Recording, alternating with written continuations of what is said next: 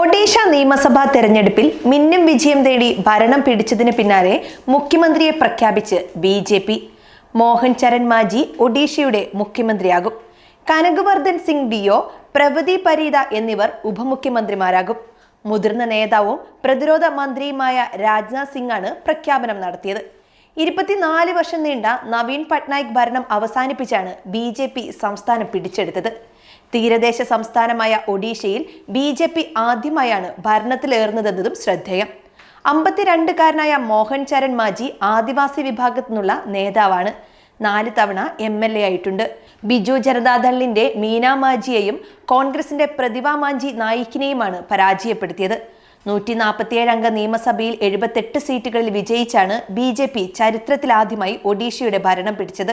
2019 തെരഞ്ഞെടുപ്പിൽ 112 സീറ്റുകളിലായിരുന്നു ബി.ജെ.ഡി. വിജയിച്ചിരുന്നത്. അന്ന് ബി.ജെ.പിക്ക് ലഭിച്ചത് 23 സീറ്റുകൾ.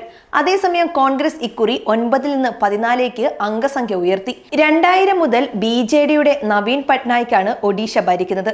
ഏറ്റവും കൂടുതൽ കാലം ഒഡീഷ ഭരിക്കുന്ന മുഖ്യമന്ത്രി എന്ന റെക്കോർഡ് നവീൻ പട്നായിക്കിന് സ്വന്തമാണ്.